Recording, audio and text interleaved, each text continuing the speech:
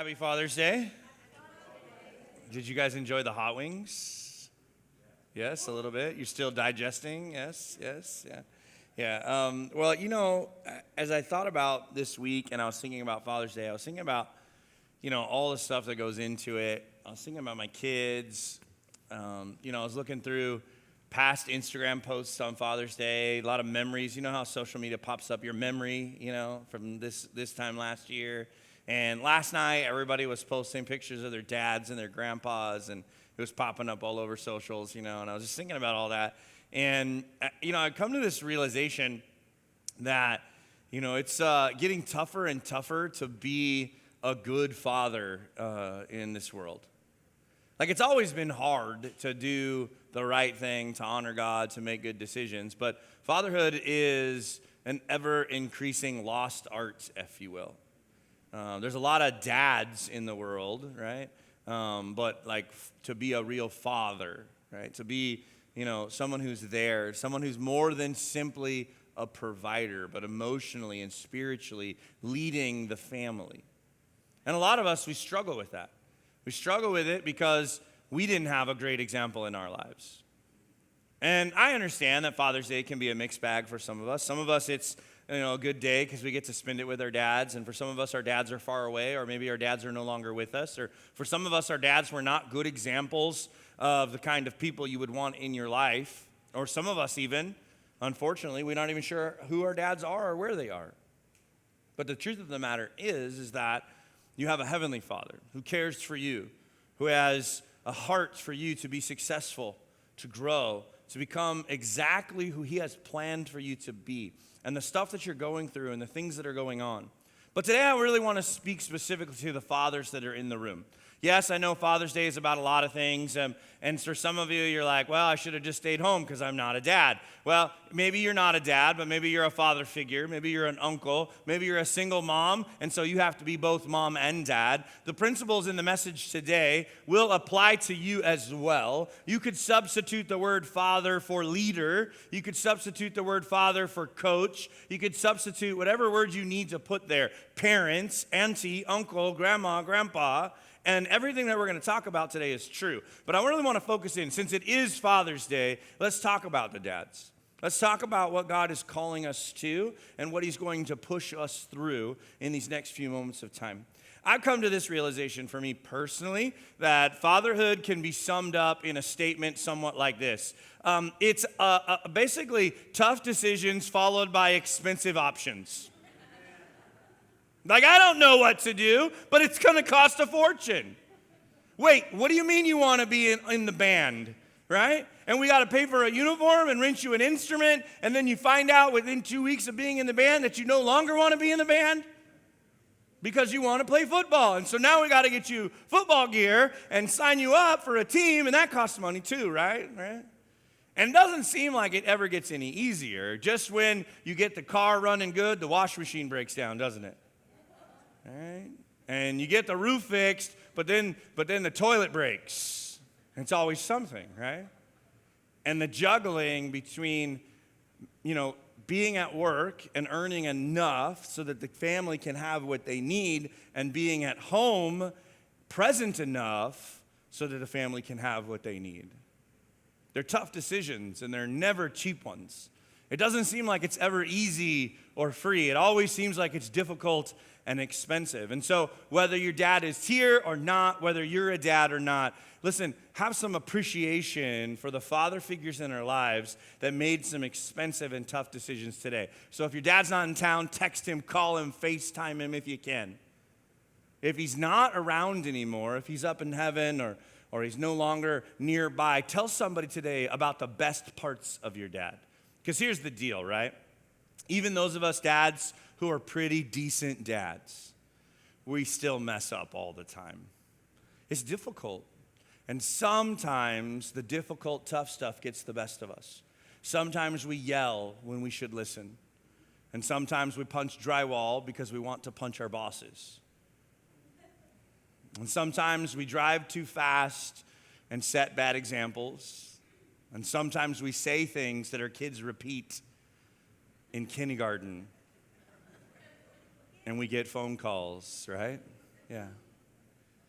Yeah, we don't always get it right. And so even if your dad wasn't perfect, think about the parts that he did do well and focus on those things today.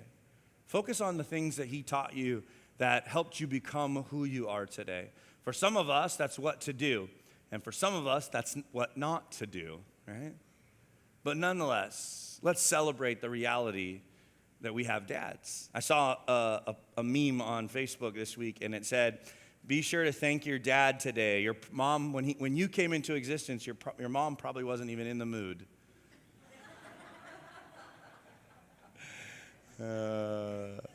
Thanks, Dad. Right? Yeah, fatherhood. I want to take you to a passage of scripture this morning, 1 Kings chapter 18. As you're going there, here's the deal. Dads, I want you to pay attention to what I'm saying right now. Everybody else, this will apply to you as well, but I'm going to talk to you dads, or maybe even some of you dads to be in the near future. Hopefully there's no dads that are near to be in the near future that don't know it, but hey, I know where we are, so it's possible. Okay, all right?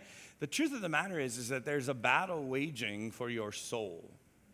And it's not like a Tom and Jerry cartoon where there's an angel on one shoulder and a demon on another whispering in your ear. It's much more sinister than that. It's much more deceptive. And, honestly, it goes on most of the time unnoticed by us because it happens so often. And the evil one, Satan, is so pervasive in our culture that we're not even aware a lot of the times that it's actually going down. And so I want us to pay attention to that battle waging in our soul, because there's some decisions that we have to make every day in our lives. And I'm going to tell you something. They're not easy decisions, and they're not cheap decisions. They're decisions that might cost you everything, and they're decisions that you need to make even though they're hard decisions. As we find our way to 1 Kings chapter 18, we've been studying the story of Elijah the prophet. Now remember, if you were here a couple of weeks ago, Elijah is referred to as the Tishbite from Tishba. In other words, a nobody from nowhere. We don't even have Elijah's father's name or his heritage. In most ancient biblical texts, when you talk about a person, they give you their pedigree, where they come from. He's the son of, right? And so you would know that he came from a good family. They don't mention Elijah's family because he's a nobody from nowhere, and yet God uses him. And the first time that we hear about Elijah, he shows up on the scene, and he goes to King Ahab, an evil king. Now, Ahab is a long line of evil kings. He's almost 6 evil kings deep. This is Israel, is the kingdom that we're talking about, God's chosen people. And they were followers of the creator of heaven and earth. They referred to him by the name Yahweh most of the time. And so here we are with the people who were, Moses led them out of Egypt, and he stood with them on the banks of the Jordan River, and he said to them, when you get to the promised land, when you finally get to heaven on earth, so to speak, remember everything that we've taught you in the last 40 years as we wandered. Remember your family and your grandfathers and your grandmothers, and remember the sacrifices that they made so that you could be here in this moment. And then he said something to them. Honor God with your lives, and if you don't honor God with your lives, he'll dry up the sky and it will not rain. And I'm sure all the kids were like, can we just go? Come on. It's like standing at the gate outside of Disneyland giving the rules of when you're going to meet up. Come on, let us go, let us go. And they didn't pay attention, and they didn't necessarily follow Moses' commands. So now, years and years into the future, Elijah shows up and he tells King Ahab, the evil king, 6 times over now, who's married to an evil queen named Jezebel. Now, you know Jezebel was evil. How do you know Jezebel was evil? No one names their kid Jezebel. Right? If you know a Jezebel, she works in an industry that you shouldn't know about. All right? Nobody names their kid Jezebel. That's how evil Jezebel was. Ahab, he worshipped the god named Baal. And Jezebel, her favorite god of choice was Asherah. And both of them, one, Baal was into child sacrifice. That's how they worshipped Baal. Asherah was into ritualistic prostitution, which often required like the enslavement of orphan children to make that happen. And so we're talking about some evil. We're not just talking about somebody who didn't file their tax returns. We're not talking about somebody who has, like oftentimes we talk about our leaders in America and how evil they can be, right? No. We're talking about some messed up individuals, all right? Now, there is some comparison that could be drawn with modern day culture and those two things, but, let's think about it like this for a second. Elijah comes up to Ahab, and the first thing he says is, it's not going to rain. And then it doesn't rain. For almost 4 years now, it hasn't rained. Now, Elijah's back after a detour through a town where he performed a miracle for a widow. Now Elijah is back. It hasn't rained for 4 years. There's been a famine. People have died. And Ahab finds him. Elijah finds a man named Obadiah. He says, tell Ahab I'm in town. Obadiah goes, gets Ahab, and they find each other. Verse 16. So Obadiah went to meet Ahab, told him, and Ahab went to meet Elijah. When he saw Elijah, he said to him, is that you, you troubler of Israel? Is that you, the one who made it stop raining? Is that you, the one who brought this famine, this drought upon the land? I have not made trouble for Israel, he replied, but you and your father's family have. You've abandoned the Lord's commands and you followed the Baals. Now summon the people from all over Israel to meet on Mount Carmel and bring the 450 prophets of Baal and the 400 prophets of Asheroth that eat at Jezebel's table. And so he sent out word throughout all of Israel and assembled the prophets on Mount Carmel. Elijah went before the people and he said, how long will you waver? Everybody say waver. How long will you waver between two opinions? If the Lord is God, follow him. But if Baal is God, follow him. But the people said nothing. Sometimes when the war is waging all around us, it can be so intimidating that you make decisions, and they're not the best decisions.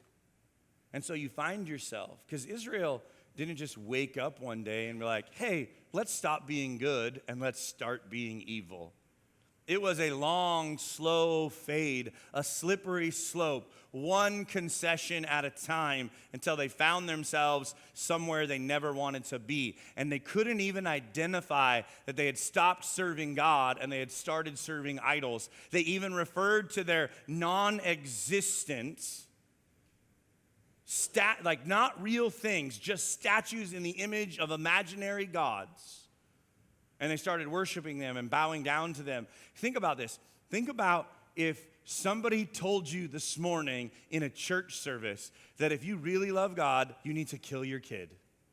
Now, some of you would be like, sign me up for that. I get it, right? But of course not, right?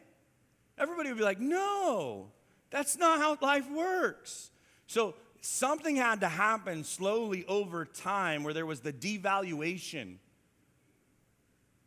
of human life, of children, of women, where we gave in just a little bit at a time, concession after concession, until it became somehow okay, not just okay, but holy, spiritual to do so. That's where Israel finds themselves. And so Elijah's here, and he's like, listen, you've made a bunch of decisions, and your family's made a bunch of decisions, and your family before you has made a bunch of decisions, and you don't even realize that you're following idols. And so when he says to them, you've abandoned the Lord's commands and followed after these idols, followed after this falseness, my question for you is, where are you making concessions in your life? What are the areas, spaces, and places in your life that seem like not that big of a deal, that one after another, after another, after another could take you somewhere where you don't want to go? Think about your internet history. Think about the words that you let come out of your mouth. Think about the way that you think about other people that are different than you. Think about the way you talk about other people that are from other places than where you're from.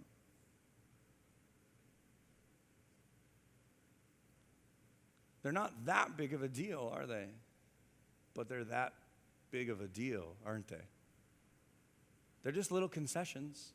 They're just little things, right? I was talking with someone the other day. It's been my experience when you're talking to somebody and then they look behind them like this, the next thing out of their mouth is probably going to be racist. It's just been my experience, right? Like, hey, the other day I was talking to this guy, and then I'm like, whoa, let me just stop you right there, because the next thing you're going to say is going to be inappropriate, and I don't really want to hear that. What? I'm not racist. I'm just telling you what happened. Yeah, no. You might not be racist, but what's going to come out of your mouth is. You might just be being stupid.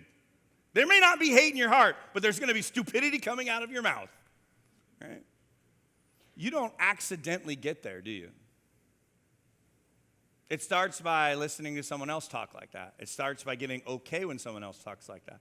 It starts by repetitively listening. You don't, like no one wakes up one morning and if you don't cuss, decides, you know what, I think I'm going to drop the F-bomb today. Feels right.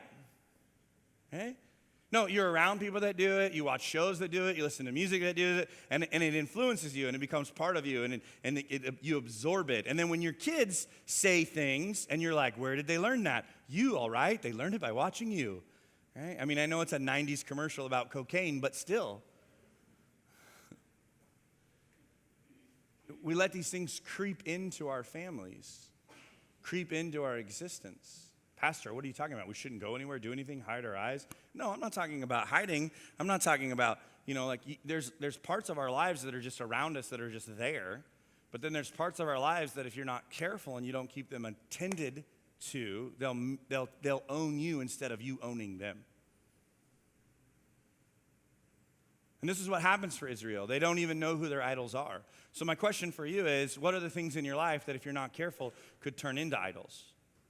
What do the idols even look like? Well, let me ask you this. Where are you finding false fulfillment? That might tell you what your idols are.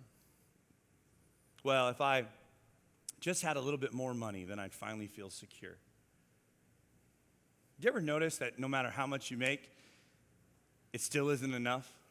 That's not the economy's problem. That's our problem. We just don't know how to be content. Right? Have you ever noticed that even when you have a really good job, you want the next one? Well, if I could just have the right job, if I could just have that chance to do that, then I'll finally be successful. And no matter how successful you are, it doesn't seem like it's enough.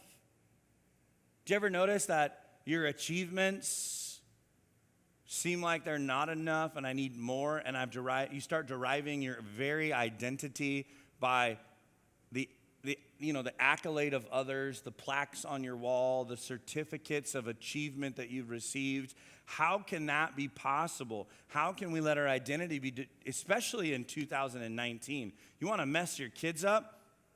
Tell them that their identity is derived by their achievements. In 2019, everybody gets a trophy.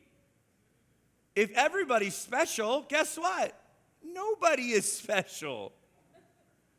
Now, again, I get it. There's something about taking a little kid who tried really hard and giving them a participation ribbon. I don't have an issue with that. That's not today's topic. I'm just saying these are the kind of things that we believe, right? I would describe them like this: sex, salary, and status. Again, since it's Father's Day and I'm talking to the guys, most of us, that's the measuring stick by which we decide whether or not our life is enough. And we'll make choices based off those three things more than anything else. But it's not just the guys. That's culture, isn't it? I mean, all you have to do is watch TV, walk through the mall. I mean, again, I'm not like tearing it down. Don't get me wrong. I'm not all up in arms about it. I'm just saying there used to be a time you could walk through the mall and there wasn't an area of the mall that you had to avoid because the window dressings were so provocative that you had to be careful. But like that, now there's like a no-go zone in the mall with your kids, right? It is what it is. I'm not coming down on it. I'm just saying, like, if you're not careful, you'll start to believe that that's the standard. And that's an unachievable standard. I had a young couple talking to me before they were getting married, and they asked me for the best advice I could give them, the husband to be. The young man asked me this, and I told him this: your wife, from this point forward, is your new standard of what the most beautiful person on the planet is. And he goes, what? I go, yeah. And he goes, what does that mean? I go, if she gets fat, you like fat girls. He goes, what? I go, yeah. I go, if she gets wrinkly, man, you are into wrinkles. I go, this is all there is for you. This is your everything. And so if you're ever looking, which you shouldn't be, but if you are, you're comparing it to that. And he goes, that's brilliant. And I go, because that's it, man. She's your everything. The problem is that we are so caught up looking at what everybody else has that we start spending our entire lives trying to have what everybody else has, which isn't yours to begin with. Somebody's car, somebody's house, somebody's life, somebody else's kids, and Instagram makes it really easy for us to compare ourselves to each other, doesn't it? Remind yourself of this before you let Instagram become your idol, that Instagram is somebody else's highlight reel, and you're looking at your own behind the scenes. That's all filtered and edited, and there was 19 pictures taken before that one got posted. Or if you're one of my daughters, there were 300 pictures taken before one got posted. If you're not careful, these things like money, career, achievements, like sex, salary, status, those aren't bad things, evil things. But if you're not careful, instead of those things being tools to make your life, to enrich your life, to make your life better, they become idols that distract you from your God. In other words, what I'm talking about here is the decisions that you make on the daily will determine what you're dedicated to. Do you hear that? Because your daily decisions matter, not just your Sunday decisions. The decisions that you make when no one else is looking. The decisions that you make before you clear your browser history. The decisions that you make when you cash your paycheck, when you're driving to and from, how you speak to your coworkers, how you speak to your children, what you think about, what you watch, what you listen to. Your daily decisions have an effect on who you're becoming. So what are you deciding? What Elijah was telling the ancient Israelites was, if you don't make a decision, you're going to be sad because the decision is going to be made for you. If you don't make a decision, that becomes your decision.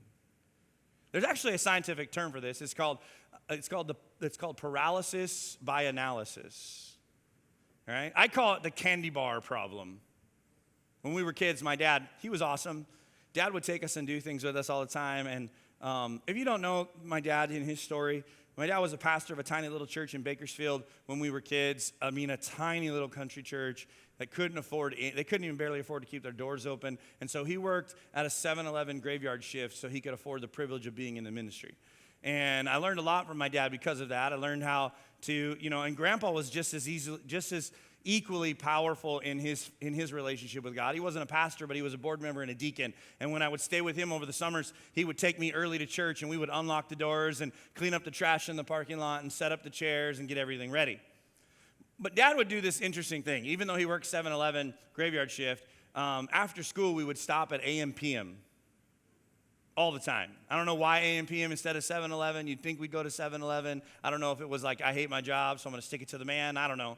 But I have this vivid memory of stopping at the AM/PM. And he would get a big old Diet Coke, and then some days he would say to us kids, hey, go get whatever you want, I'm buying. And my sister and I, we knew what that meant. We were the older kids. So we would just like walk down the aisles and get as much as we could and put it on the counter. But my brother Joseph, he didn't understand. And so he would stand in the candy aisle and he would be like, man, so many candy bars. And he couldn't pick them. And a couple of times it was like, okay, I'm at the counter. If Dad got to the counter and got his wallet out and you didn't have your stuff up there, you were going to get nothing. This is how it worked. So like he was very generous in the moment, but it had a window. Right? And so a couple of times Joseph missed out on his opportunity. And my sister Tina, finally when we would go in, she would like, hey, when we get in there, if Dad says it's time to get candy, you need to know what kind of candy do you want. What do you like? And he'd be like, I like Reese's and I like M&Ms. Okay, great. Then get those, right? And he would still stand in the candy aisle paralyzed.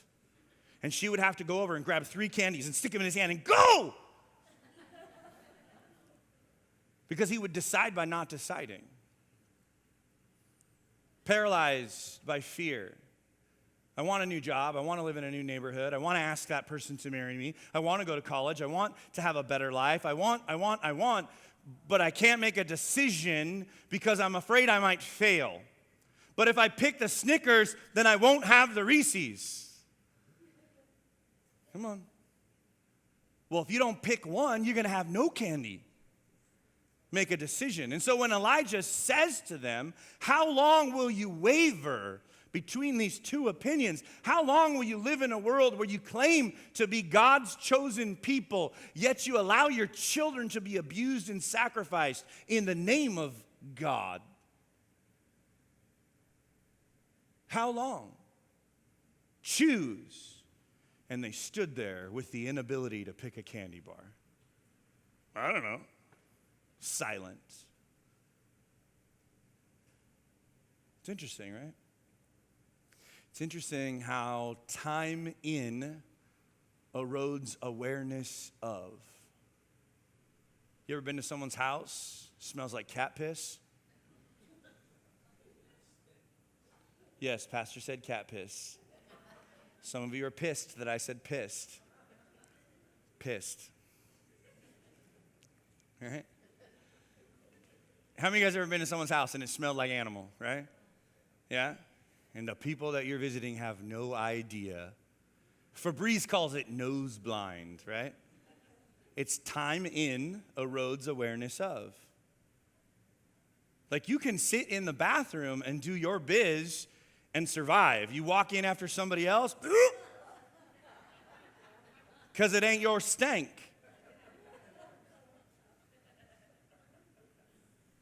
See, your sin isn't a big deal, is it? Because it's your stank. But when someone else's smells different than yours, oh, look how evil they are. Look how messed up their life is. How dare they say they love Jesus? Come on. Because their sin looks different.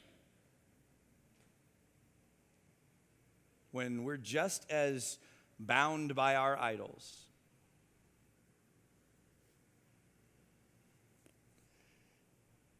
You know, I mean, there's like a million sermons I could preach on this slide just by itself.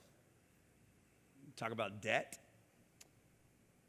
You can talk about drugs. You can talk about overeating. We can talk about all kinds of stuff, right? Well, I don't do meth.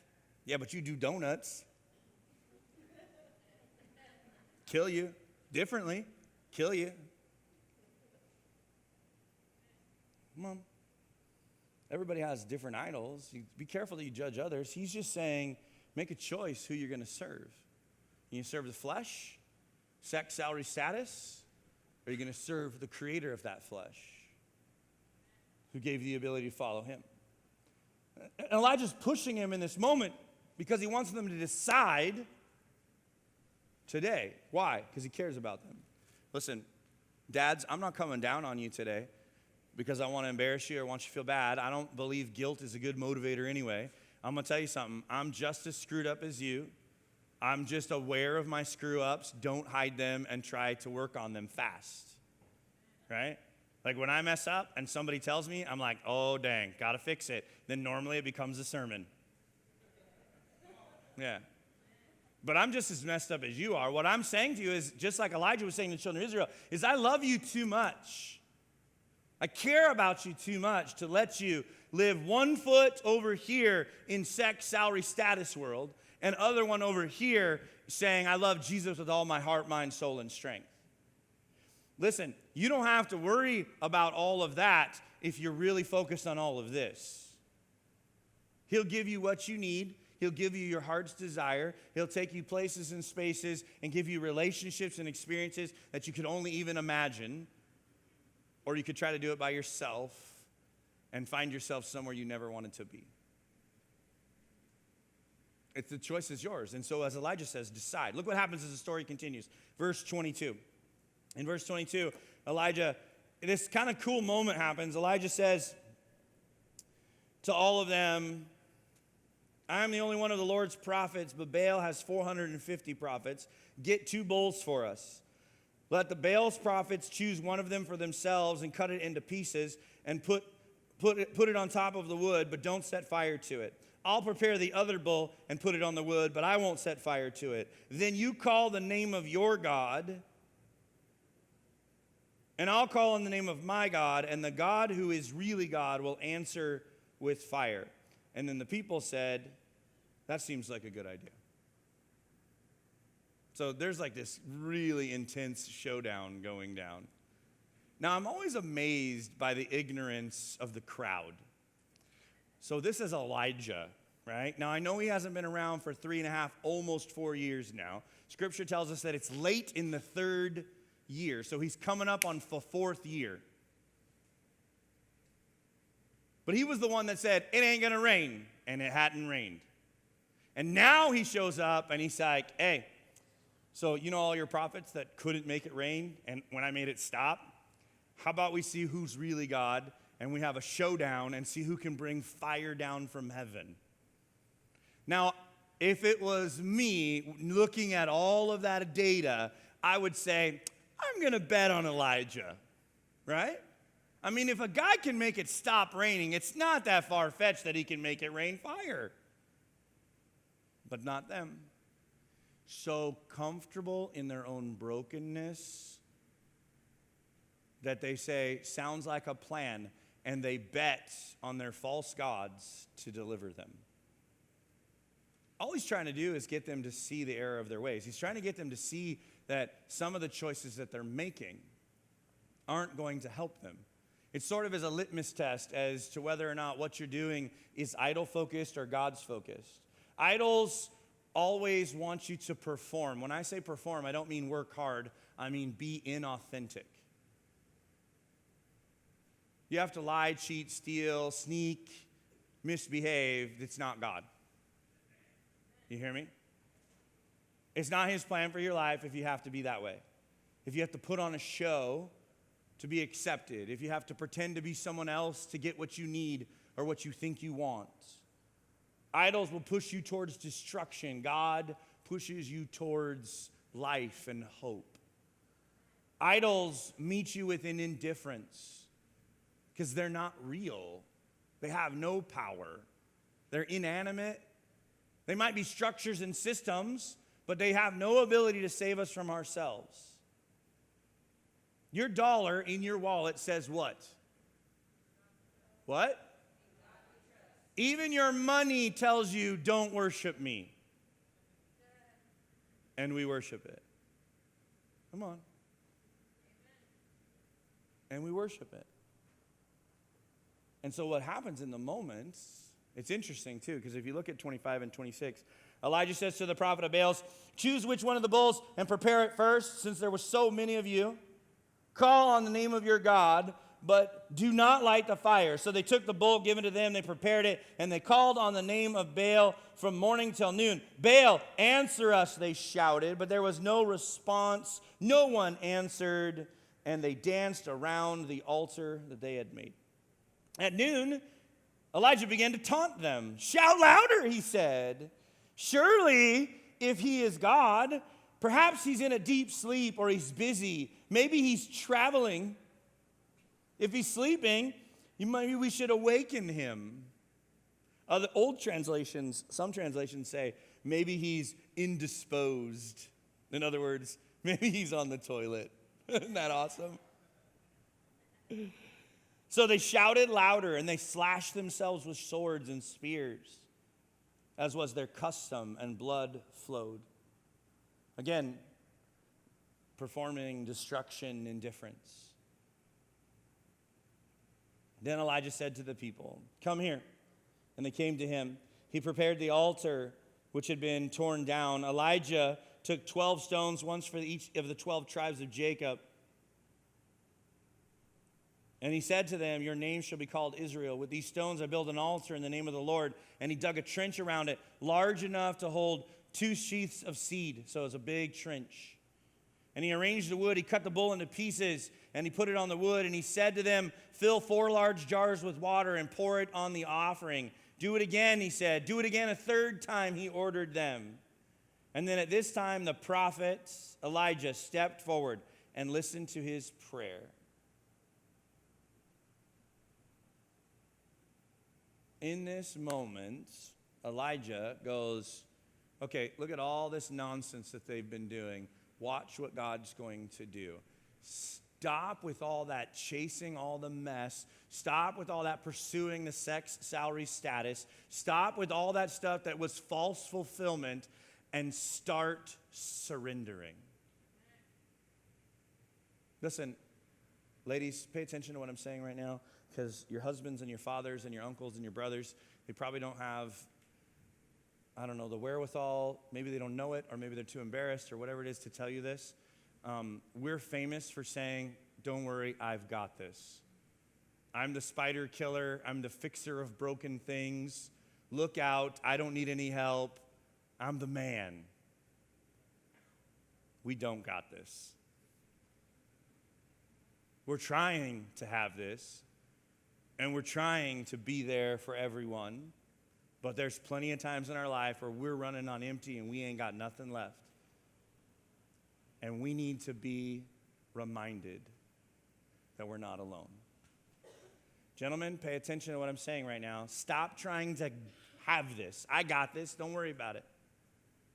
And start surrendering. Start taking what you have in this life and hold it with open hands. Because open hands allow you to love, allow you to serve, allow you to give, allow you to worship, but more importantly, allow you to receive and allow you to surrender. I can't do this, God. You have to have this.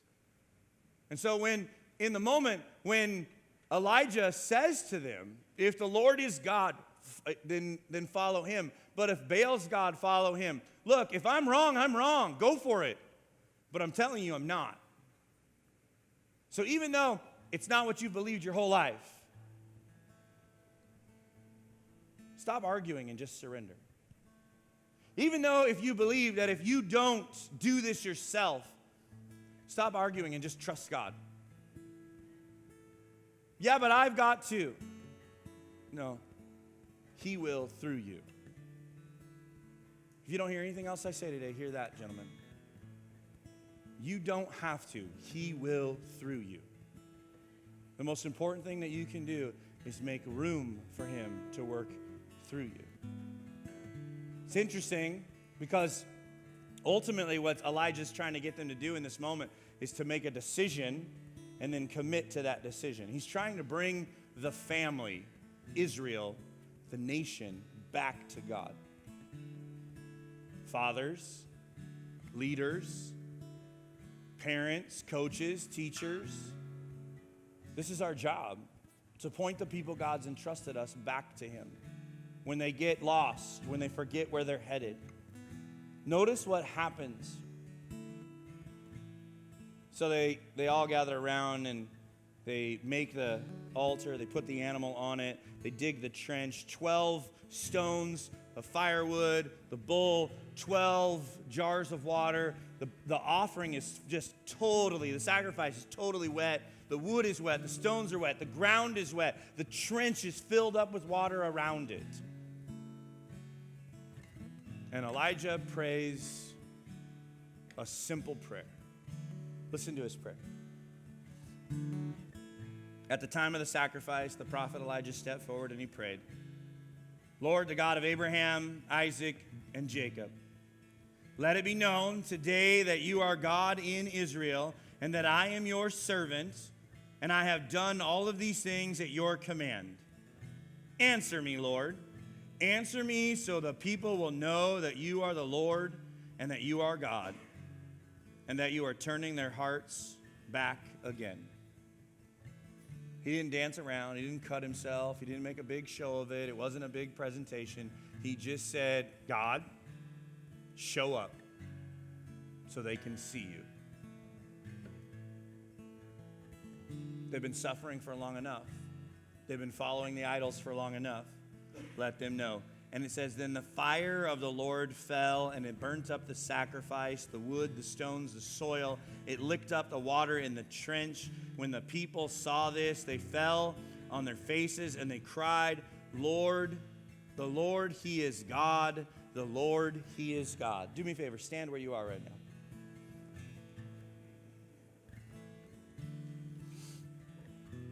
A life fully surrendered to God is difficult but it's a life committed to taking the next right step.